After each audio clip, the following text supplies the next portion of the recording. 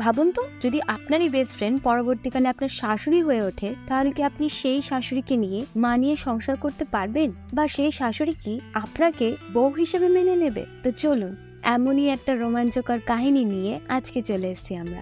So hey বন্ধুরা, welcome to the ফিল্মো crackers. যদি এখনো পর্যন্ত আপনি আমাদের চ্যানেলটিকে সাবস্ক্রাইব না করে থাকেন, তাহলে অবশ্যই চ্যানেলটিকে সাবস্ক্রাইব করুন আর পাশে থাকা বেল আইকনটি প্রেস করতে ভুলবেন না। তো চলুন এক্সপ্লেনেশন শুরু করা যাক, যার নাম চিনি 2। গল্পের শুরুতেই আমরা একটি ছোট্ট বাচ্চা মেয়েকে দেখছি, যার নাম চিনি। চিনি খুবই শান্ত শিষ্ট প্রকৃতির একটি মেয়ে, খুব কম কথা বলে, সবার সাথে খুব কম মেশে। আসলে সে একটু ইন্ট্রোভার্ট টাইপের, যার কারণে তার কোনো বিশেষ বন্ধুও ছিল না স্কুলে। সে এই ইন্ট্রোভার্টের কারণে সে বেশিরভাগ একা একাই সময় কাটাতো। আর এই প্রবলেমটি আরও বেড়ে যায় যখন সে কলেজে ওঠে। কলেজেও চিনির সেই একই অবস্থা। এই কারণে চিনি লাইব্রেরিতে বসে একা একাই পড়তো। এইভাবেই সে তার সময়টিকে নিয়োজিত করত একান্তই। কিন্তু কলেজে একদিন অদ্ভুত ঘটনা ঘটলো। চিনির সাথে একটা ছেলে কথা বলতে এলো। এই দেখে চিনির মনে হলো যে ছেলেটি বোধহয় তার প্রতি ইন্টারেস্টেড। এই ভেবে চিনিও মনে মনে খুশি হতে লাগলো, কারণ চিনি এমনটা কোনোদিনই অনুভব করেনি। এটা তার প্রথম অনুভূতি। কিন্তু এই খুশি তার বেশি দিন টেকে না। কিছুদিন পরেই চিনি দেখে যে সেই ছেলেটি একটি অন্য মেয়ের সাথে ফ্লার্ট করছে। তখন চিনি খুব দুঃখ পায় আর রিলেশনশিপে যাওয়ার আগেই তার মন ভেঙে যায়। এই ঘটনা থেকে কষ্ট পেয়ে চিনি সিদ্ধান্ত নেয় যে সে নিজেকে পরিবর্তন করবে। এর ফলে 1 বছরের মধ্যে চিনি নিজেকে এতটাই গ্রুমিং করে ফেলেছিল যে তার আউটার অ্যাপিয়ারেন্স থেকে শুরু করে ইনার অ্যাপিয়ারেন্স সবকিছু সে চেঞ্জ করে দিয়েছিল। আর সে নিজেকে একটা অন্য রূপে মেলে ধরেছিল সবার সামনে, যে হয়ে উঠেছিল একদম এক্সট্রোভার্ট। তার কাছে এখন এইসব রিলেশনশিপে যাওয়া এমন কোনো বড় কথা নয়। আর চিনি যেখানেই যেত সবাই তার দিকেই তাকাতো। চিনি এক প্রকার সবার সেন্টার অফ অ্যাট্রাকশন হয়ে গিয়েছিল। এর পরক্ষণই আমরা একজন মিষ্টি নামক ভদ্রমহিলাকে দেখতে পাচ্ছি, যে কিনা তার ব্যাগ নিয়ে চলে এসেছে শ্বশুর বাড়ি থেকে বাপের বাড়ি। তখন মিষ্টির মা জিজ্ঞেস করলো যে এইবারে কতদিনের জন্য থাকবি বাপের বাড়িতে। আসলে এর থেকে প্রকাশ পায় যে মিষ্টি এর আগেও স্বামীর সাথে ঝগড়া করে শ্বশুর বাড়ি থেকে বাপের বাড়িতে চলে আসে আর অনেকদিন করে থাকে। এই কারণেই মিষ্টির মা তাকে জিজ্ঞেস করেছে যে এইবারে কতদিনের জন্য থাকবি। এরপরে মিষ্টির মা আর বৌদি জানতে চায় যে আসলে কোন কারণের জন্য এইবারে মিষ্টি বাপের বাড়িতে এসছে। তখন মিষ্টি তার এই কষ্টের কথা জানিয়ে বলে যে তার স্বামী শুভ কোনো না কোনো কারণে তার সাথে ঝগড়া ঝামেলা করেই থাকে, তার সাথে একদমই ভালো ব্যবহার করে না। একদিন শুভ অফিস থেকে বাড়িতে লেট করে ফিরেছিল। এই কারণে মিষ্টি তখন শুভকে জিজ্ঞেস করে যে তুমি যখন দেরিতেই আসবে তখন একবার জানিয়ে দিতে পারতে। তখন এর উত্তরে শুভ বলে, আমি তো তোমাকে ইচ্ছে করেই বলিনি, কারণ আমি চাই যে তোমার সাথে আমার ঝগড়া হোক, কারণ তুমিও তো সেটাই চাও।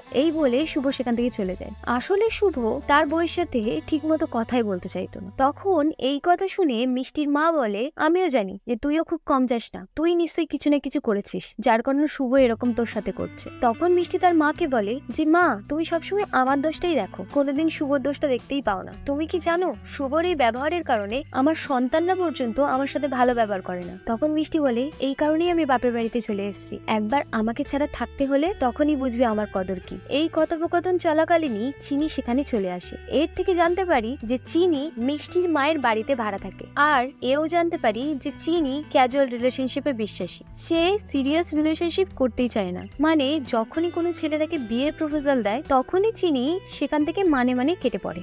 এর পরক্ষণে আমরা স্যামি নামক একটি ছেলেকে তার গার্লফ্রেন্ডের সাথে রেস্টুরেন্টে বসে থাকতে দেখছি, এবং সেখান থেকে জানতে পারছি যে স্যামির গার্লফ্রেন্ড তাকে খুব একটা পাত্তা দেয় না এবং রেসপেক্টও করে না। তার গার্লফ্রেন্ড স্যামিকে টেকেন ফর গ্রান্টেড হিসেবে নেয়।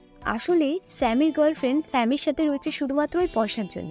এই কারণে তার গার্লফ্রেন্ড কখনো কখনো স্যামির কাছ থেকে পয়সাও চায়। কিন্তু স্যামি যখন তার সাথে দেখা করতে চায় তখন কোনো না কোনো বাহানা দিয়ে স্যামির গার্লফ্রেন্ড তার সাথে দেখা করে না। আর এই সমস্ত ঘটনাটি স্যামি তার বন্ধুকে বলছিল, যা শুনে তার ফ্রেন্ড বলে, কোনো সম্পর্কে ততদিন পর্যন্তই থাকা ভালো যতদিন পর্যন্ত সেখানে তোমার আত্মসম্মানবোধ বজায় আছে, নাহলে সেই সম্পর্ক থেকে বেরিয়ে আসাই শ্রেয়। এরপরে একদিন স্যামি একটা ক্যাফেতে বসেছিল, যেখানে চিনিও তার বন্ধু বান্ধবদের সাথে আড্ডা দিচ্ছিল। ঠিক সেই সময় সেখানে চিনির মাসি চলে আসে। তারপরে তার মাসি নানান কথা ছোটবেলার বলতে থাকে, যে আমি কিভাবে তোমাকে বড় করেছি, কিভাবে তোমাকে চান করাতাম, কিভাবে তোমাকে খাওয়াতাম, ছোটবেলায় তুমি কত সুন্দর দেখতে ছিলে। আর এইসব কারণে চিনি একটু এম্বারেসিং ফিল করে তার বন্ধুদের সামনে। তখনই চিনি তার মাসিকে দূরে বসে থাকা স্যামিকে দেখিয়ে বলে যে আমি ওই ছেলেটার সাথে মিটিং এ এসি মাসি, আমি তোমার সাথে পরে কথা বলবো। এই বলে সে তাড়াতাড়ি করে পাশ কাটিয়ে চলে যায় স্যামির টেবিলে। এইদিকে স্যামি তো চিনিকে চিনতই না, আর চিনি স্যামির টেবিলে এসে তার প্রবলেমের কথা বলতে লাগে। তখন স্যামি বলে যে ঠিক আছে তুমি বসো, কিন্তু আমি তোমার কোনো হেল্প করতে পারবো না, কারণ আমার প্রচুর কাজের চাপ আছে। এই বলেই স্যামি আবার নিজের ল্যাপটপে কাজ শুরু করে দেয়। ঠিক সেই মুহূর্তেই স্যামের গার্লফ্রেন্ড ফোন করে তাকে, কিন্তু স্যামির গার্লফ্রেন্ড যখন ফোনের ওপর থেকে স্যামির পাশ থেকেই কোনো মেয়ের শব্দ শুনতে পায়, তখন স্যামির গার্লফ্রেন্ড স্যামিকে হাজার প্রশ্ন করতে লাগে যে তুমি কার সাথে বসে আছো, কি করছো, কোথায় আছো, ইত্যাদি ইত্যাদি। তখন স্যামি বলে আমি তো একাই বসে আছি, আর তুমি যে মেয়ের শব্দ শুনতে পাচ্ছ আসলে সেই মেয়েটি আমার পাশের টেবিলে বসে আছে। এই বলে স্যামি তার গার্লফ্রেন্ডের ফোনটি রেখে দেয়। পরক্ষণেই চিনি স্যামিকে বলে আরে এটা কি তোমার গার্লফ্রেন্ড নাকি সিআইডি যে এত জেরা করছে তোমাকে? দেখো, যদি পরবর্তীকালে কোনো অ্যাডভাইস আমার কাছ থেকে লাগে যে কিভাবে মেয়েদের হ্যান্ডেল করতে হয় বা গার্লফ্রেন্ডদের কিভাবে সামলাতে হয়, তাহলে আমাকে তুমি কল করতে পারো। এই বলে চিনি নিজের ইন্ট্রোডাকশন দিল স্যামিকে, তার সাথে চিনি নিজের নাম্বারও দিল স্যামিকে। কিন্তু স্যামি তো চিনির নাম্বারই চাইনি, চিনি নিজে যে চেয়ে তার নাম্বার দিয়েছিল স্যামিকে। এরপরেই চিনি সেই ক্যাফে থেকে বেরিয়ে যায়। পরক্ষণেই আমরা দেখতে পাচ্ছি যে বাড়িতে মিষ্টির সাথে চিনির একটু বিবাদ হয়, কারণ মিষ্টির একদমই পছন্দ না চিনির এই ছোট ছোট জামা কাপড় পরা। এরকম কথাবার্তা চলাকালীনই চিনি জানতে পারে যে মিষ্টি তার পরিবারকে নিয়ে খুবই সমস্যায় ভুগছে, আর চিনির মা না থাকার কারণে এইসব দুঃখ কষ্ট সে ভুলে গিয়ে সে তার জীবনটাকে খুলে অনুভব করতে চায়। একদিন রুমে বসে মিষ্টি চিনিকে তার পারিবারিক সমস্যার কথা বলে। তখন চিনি মিষ্টিকে অ্যাডভাইস দেয় যে তোমার পুরো পার্সোনালিটি চেঞ্জ করতে হবে, তোমাকে ঠিক কলেজের দিনের মিষ্টি হতে হবে যাকে দেখে তোমার স্বামী প্রেমে পড়েছিল।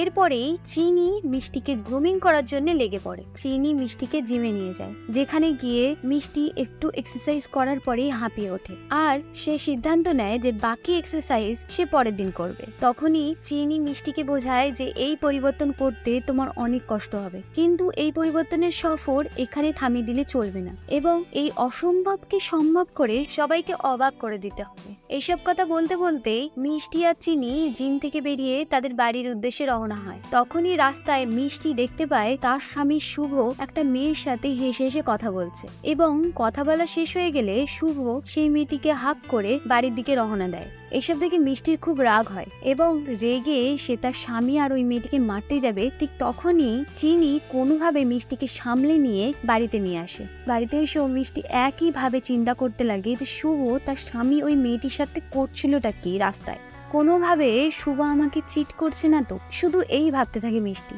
তখন চিনি বলে হতেও তো পারে যে সে তোমার স্বামীর ক্লায়েন্ট বা কালিগ, এইসব বোঝার জন্য তোমাকে ডেটে যেতে হবে।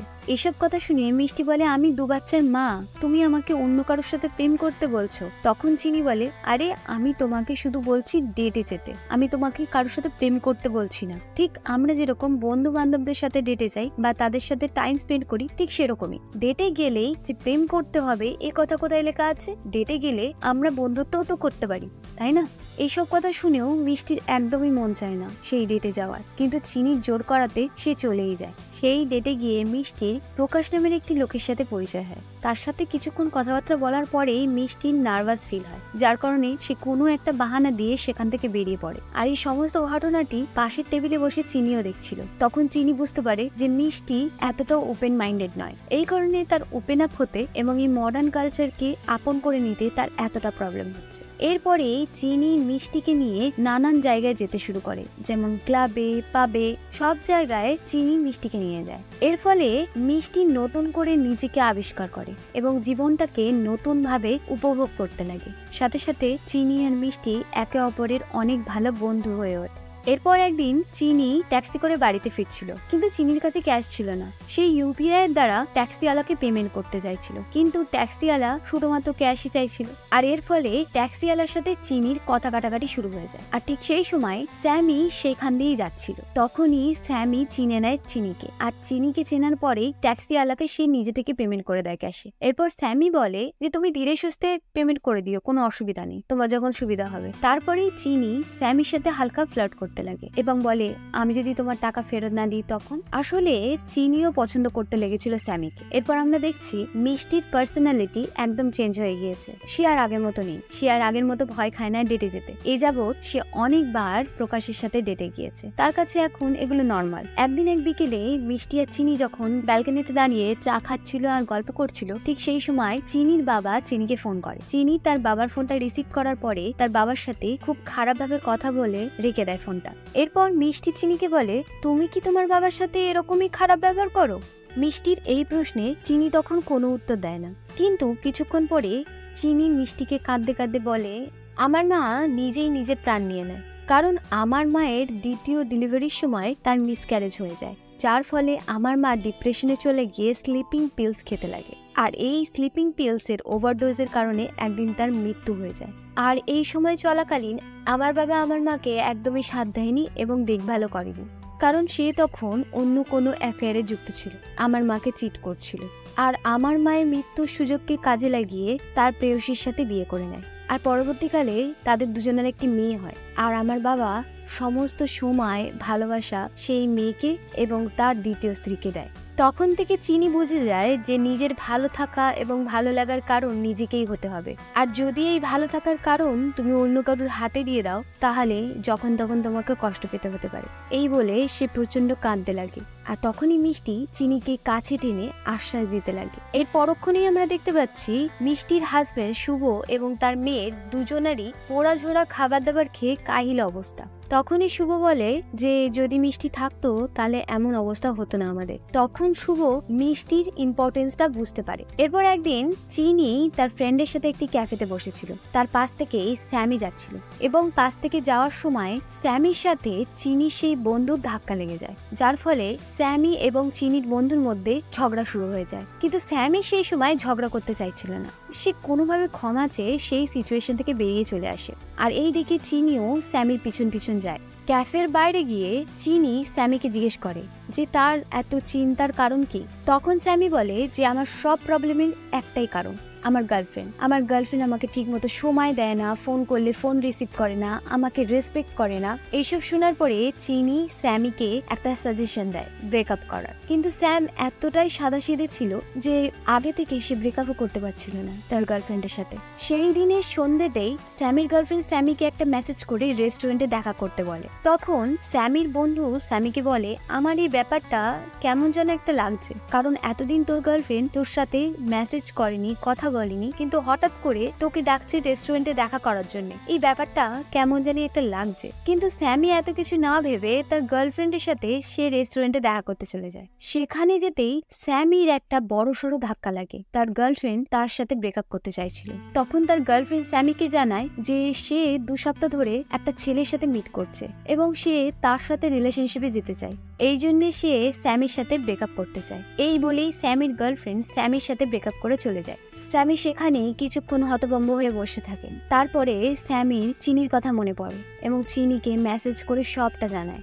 এইভাবেই মেসেজ আদান প্রদান করতে করতেই স্যামি এবং চিনি দুজন দুজনের বেস্ট ফ্রেন্ড হয়ে ওঠে এবং চিনি স্যামিকে এই ব্রেকআপ ফেজ থেকে বের করার জন্য নানান ক্লাবে এবং পাবে নিয়ে যায়। সাথে চিনির ফ্রেন্ড সার্কেলদের সাথেও পরিচয় করিয়ে দেয় স্যামি। আর এই ভালো লাগা থেকেই চিনি স্যামিকে প্রপোজ করার সিদ্ধান্ত নেয়। আর ঠিক ভ্যালেন্টাইনের আগের দিন চিনি স্যামিকে বলে তুমি আমার সাথে ভ্যালেন্টাইনের দিন দেখা করতে এসো, আমি তোমাকে কিছু বলতে চাই।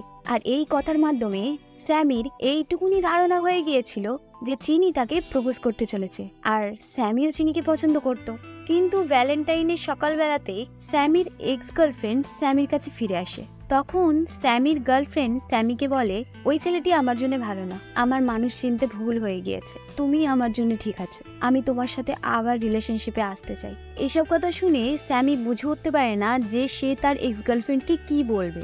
এরপর স্যামির গার্লফ্রেন্ডের জোর করাতে তারা দুজনা ডেটে যায় একটা রেস্টুরেন্টে। অন্যদিকে চিনি অন্য একটা রেস্টুরেন্টে বসে স্যামির জন্য অপেক্ষা করে। কিন্তু যখন চিনি দেখে যে অনেকক্ষণ সময় হয়ে যাওয়ার পরেও স্যামি আসছে না, তখন সে ফোন করে, কিন্তু স্যামি সেই সময় ফোনও পিক আপ করছিল না। তখন চিনি ভাবে যে স্যামি হয়তো তাকে পছন্দ করে না, এই কারণেই সে আসেনি। এই ভেবে চিনি সেখান থেকে কাঁদতে কাঁদতে বেরিয়ে যায়। অন্যদিকে স্যামি তার গার্লফ্রেন্ডকে বলে যে আমাদের দুজনের মধ্যে আর কোনো কিছুই অবশিষ্ট নেই, সুতরাং আমি তোমার সাথে থাকতে পারবো না। এই বলেই স্যামি সেখান থেকে বেরিয়ে যায়। আর স্যামি দৌড়াতে দৌড়াতে চিনির সাথে দেখা করার কথা ছিল যে জায়গায়, সেই জায়গায় এসে পৌঁছায়। কিন্তু সেখানে এসে স্যামি চিনিকে দেখতে পায় না। এরপর স্যামি চিনিকে খুঁজতে গেলে মাঝ রাস্তাতেই চিনির সাথে দেখা হয়ে যায়। তখনই স্যামি চিনিকে সমস্ত ঘটনা খুলে বলে এবং সে তার ভালোবাসা প্রকাশ করে। আর স্যামি চিনিকে বলে যে আমি তোমাকে ভালোবাসি, will you be my valentine. এই বলার সাথে সাথে চিনি স্যামিকে জোরে একটা কষিয়ে থাপ্পড় মারে।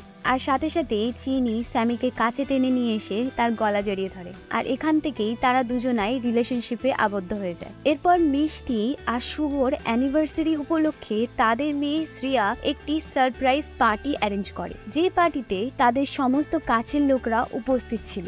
আর সেখান থেকেই আমরা জানতে পারি স্যামি মিষ্টিরই ছেলে। মিষ্টির 2 সন্তান, এক শ্রেয়া আর দ্বিতীয় স্যামি। এইদিকে স্যামির সাথে মিষ্টির বনাবনি বরাবরই হয় না, কারণ স্যামি ছোটবেলা থেকেই দেখে আসছে মিষ্টিকে একটা স্ট্রিক্ট মাদার হিসাবে। আর এইসব কথা স্যামি চিনিকেও বলেছিল, কিন্তু চিনি এইটা জানতো না যে স্যামি মিষ্টিরই ছেলে। আর এইদিকে চিনির কথাবার্তা শুনে মিষ্টি এইটা বুঝে যায় যে চিনি আর স্যামি দুজনের রিলেশনশিপে আছে। আর এই জানার পরে মিষ্টি স্যামিকে খুব বকাবকি করে, ফলে চিনির সাথেও মিষ্টির ঝগড়া শুরু হয়ে যায়। এরপর চিনি আর স্যামি সেই পার্টি থেকে রাগারাগি করে বেরিয়ে আসে। কয়েকদিন যাওয়ার পরে আমরা দেখতে পাই যে স্যামি আর চিনি একসাথে থাকছে। এরপর তারা বিয়ে করার সিদ্ধান্ত নেয় এবং বিয়ে করার আগ মুহূর্তেই চিনির মিষ্টির কথা মনে পড়ে। চিনি মনে করতে লাগে মিষ্টির সাথে কাটানো সেই সুন্দর মুহূর্তগুলিকে।